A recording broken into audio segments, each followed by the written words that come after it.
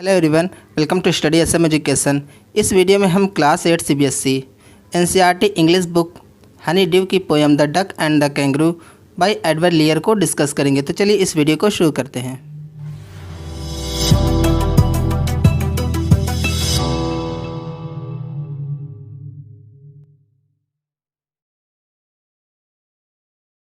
The duck to the kangaroo good gracious how you hop. मतलब एक duck होती है जो कैंगरू से कहती है, कंगारू से कहती है, क्या कहती है?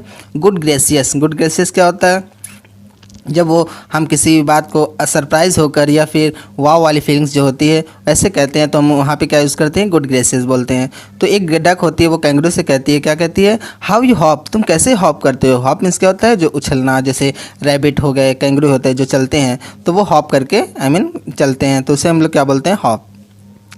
Over the fields and the water too, मतलब कि तुम फील्ड्स में जो मैदानों में और पानी में भी यहाँ कैसे हॉप करके चलते हो। As if you never would stop, ऐसा लगता है मानो तुम कभी रुकोगे नहीं। My life is a bore in this nasty pond, मेरी जो लाइफ है, मेरी उसके बाद जो डक है वो कहती है कि जो मेरी लाइफ है वो इस नेस्टी मीन्स क्या होता है? जो खराब, गंदा, इस गंदे से तालाब में क्या हो गई? बोर हो गई। जो बोर मीन्स क्या होता है? जैसे मान लीजिए, जैसा कि आप जानते हैं बोर क्या होता है? जो उब जाना, उससे हम क्या बोलते हैं? बोर बोलते हैं। तो डक कहती है कि मेरी जो लाइफ है वो इस नेस्टी पॉन्ड में, इस गंदे से तालाब में बोर हो गई है। And I long to go out in the world beyond, और मैं चाहती हूँ कि मैं इस दुनिया इस दुनिया के पूरे हिस्से में या दूर दूर तक इस दुनिया में जाऊँ। I wish I could hop like you, मैं इच्छा करती हूँ, मैं कामना करती हूँ। जो डक है वो कह रही है कि मैं विश करती हूँ कि मैं भी काश तुम्हारी तरह हॉप कर सकती, उछल कर कूद सकती। Said the duck to the kangaroo, और मतलब जो डक ने उस कैंगरू से कहा। उसके बाद चलिए देखते हैं उसके बाद की लाइन्स, जैसे please give me a ride on your back. उसके बाद वो रिक्वेस्ट करते हुए कह रही है जो डक है कि तुम मेरी अपनी बैक पर प्लीज़ मुझे एक राइड दो। राइड मीन्स क्या होता है? मतलब मुझे अपनी बैक पर बिठाकर, अपनी पीठ पर बिठाकर वो मुझे घुमाओ।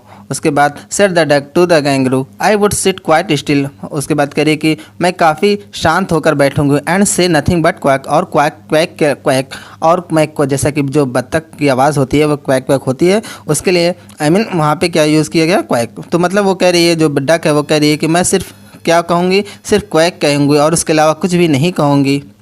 The whole of the long day through, पूरे दिन। The whole of the long day through का मतलब, इस पूरी लाइन्स का मतलब क्या है? पूरा दिन। And we would go to the Dee and the Jelly Bo Lee, और हम कहाँ जाएंगे? डी जाएंगे और जेली बोली जाएंगे। यहाँ पे डी और जेली बोली एक तरह का प्लेस है जहाँ पे वो जो डक है वो जाने की कामना कर रही है। उसके बाद ओवर द लैंड के पार, जो ज़मीन है उसके पार। ओवर द सी, और इस समंदर के पार, इस सागर के पार।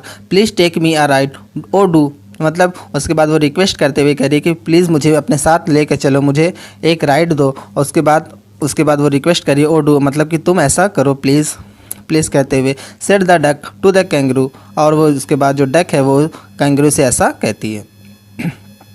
जैसे इसका थर्ड स्टैंजा है, said the kangaroo to the duck this requires some little reflection. मतलब अब यहाँ पे स्पीकर कौन है? कैंगरू है।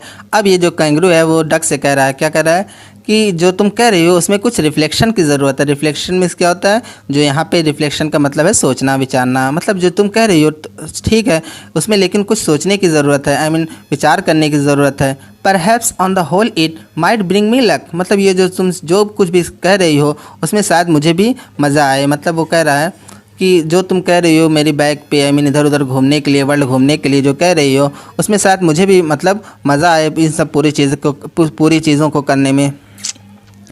And there seems but one objection which is if you will let me speak so bold. मतलब उसके बाद जो कैंगरू है वो कह रहा है कि जो तुम कुछ कह रही हो, जो कुछ भी तुम कह रही हो वो ठीक तो है, लेकिन मुझे इसमें एक ऑब्जेक्शन है। अगर मैं उसे फेयर होकर कहूँ, तुमसे बोल्ड तरीके से कहूँ तो your feet are unpleasantly wet and cold. तो जो तुम्हारा फीट है, तुम्हारा पैर है वो काफ़ी क्या है? वेट है, और जो काफ़ी अनप्लेजेंट है, जो मुझे पसंद नहीं है, और कोल्ड ठंडा है।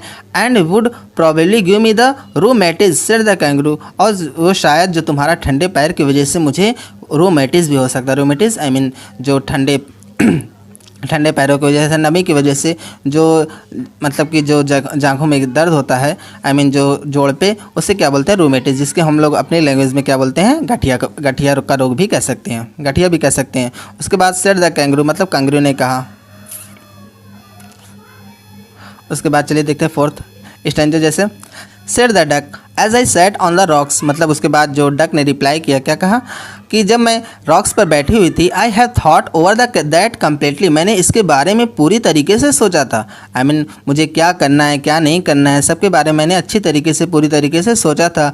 And I bought 4 pairs of worsted socks, और मैं इसलिए क्या किया है, मैंने 4 जोड़े जो है वोस्टेड सॉक्स खरीद कर लाई हूँ। वोस्टेड क्या होता है, जो ऊनी, आई मीन जो मोटा ऊनी कपड़ा होता है उसको हम लोग क्या बोलते हैं, वोस्टेड बोलते हैं।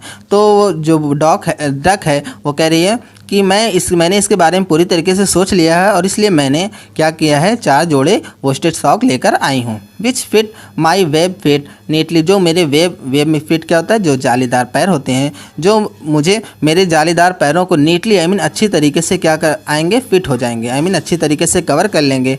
And to keep out the cold I have bought a cloak, और ठंड को दूर रखने के लिए मैं इस क्लोक को खरीदा है। क्लोक क्या होता है, आई मीन जो ढकने के लिए सामान होता है ढका हुआ, उसको हम लोग क्या बोलते हैं, क्लोक बोलते हैं। जैसे उसने ढकने के लिए क्या खरीदा है, सॉक्स खरीदा है। तो वो कह रही है कि मैंने इस ठंड को दूर रखने के लिए क्लोक खरीदा है। And every day a cigar I will smoke, और प्रत्येक दिन मैं एक सिगार पीऊँगी, स्मोक करूँगी। सिगार क्या होता है, सिगरेट टाइप का कुछ होता है, जो आई मीन वो ये सब चीज़ें किस लिए करेगी, अपने आप को गर्म रखने के लिए। All to follow my own dear true love of a kangaroo, मतलब कि मैंने ये सब जो कुछ भी किया है वो सब अपने जो डियर ट्रू है, मैं अपने जो सच्चे दोस्त हैं उस कैंगरू के प्यार के लिए किया है। मतलब उसके ऊपर मैंने सब कुछ ये जितनी भी चीज़ें हैं मैंने पहले से ही सोच ली हैं। उसके बाद सेड द कैंगरू ने कहा, आई एम रेडी, मैं रेडी हूँ। और इन द मून लाइट पैल, इस मून लाइट पैल में, पैल मीन्स क्या होता है, जो धुंधला, आई मीन जो मध्यम, जैसे जो ठीक से ना दिखाई दे उसको हम लोग क्या बोलते हैं, पैल बोलते हैं। तो इस चांदनी मध्यम रात में, चांदनी रात में, but to balance me well, मतलब कि तुम मुझे क्या करना, अच्छी तरीके से बैलेंस रखना। डियर डक सिट स्टेडी, और स्टेडी होकर, स्थिर होकर, स्टेडी मीन्स क्या होता है, मजबूती से पकड़ कर, आई मीन स्थिर होकर बैठना। And quite at the end of my tail, और जो तुम कहाँ पे बैठना, जो मेरी टेल है उसके एंड पर। जैसा कि आप यहाँ देख सकते हैं, जो डक है वो कैंगरू की टेल के पास, आई मीन एकदम पीछे के हिस्से पर बैठी हुई है। तो वही कह रहा है कि तुम मेरी, आई मीन जो स्टेडी होकर, मेरी जो टेल है उसके एकदम एंड की तरफ, आई मीन एंड की तरफ क्वाइट होकर, आई मीन एकदम अच्छे से स्टेडी होकर बैठना। So away they went with a hop and a bound, मतलब इसलिए वो क्या किए, एक उछालते हुए, हॉप मीन्स क्या होता है, उछालना, और बाउंड मीन्स क्या होता है, उछलते हुए, दोनों का मतलब सेम होता है। तो इसलिए वो लोग क्या किए, हॉप करते हुए और उछलते हुए, मतलब वहाँ से चले गए या फिर जाने लगे। And they hopped the whole world 3 times round, और उन्होंने इस बीच वर्ल्ड के 3 बार चक्कर लगाए। आई मीन हॉप करते हुए इस बीच उन्होंने कितने चक्कर लगाए, 3 टाइम्स चक्कर लगाए। एंड हु सो हैप्पी ओहू, मतलब उसके बाद पूछ रहे हैं कि दोनों में से खुश ज़्यादा कौन है, आई मीन दोनों में से खुश ज़्यादा कौन है, as the duck and the kangaroo, मतलब जो डक है वो ज़्यादा खुश है या फिर कैंगरू ज़्यादा खुश है। तो दोनों में से खुश ज़्यादा कौन है, जो डक है वो ज़्यादा खुश है, क्योंकि जो हॉप, आई मीन जो चल रहा है, जो आई मीन जो हॉप कर रहा है, कौन जा रहा है उसको, ये तो आई मीन जो डक है वो तो बस सवारी करते हुए उस पर बैठी हुई है, लेकिन जो कैंगरू है वो मेहनत करते हुए, आई मीन इधर उधर चल रहा है। तो इसलिए जो दोनों में से खुश ज़्यादा कौन है, जो डक है वो ज़्यादा खुश है। सो फ्रेंड्स, होप आपको इस पोएम का एक्सप्लेनेशन अच्छे से समझ में आया होगा। फिर भी आपको कोई डाउट है, कोई प्रॉब्लम है, तो आप मुझे कमेंट सेक्शन में पूछ सकते हैं। If you like this video, please like, subscribe, comment and share with your friend. Thank you for watching this video. Thank you.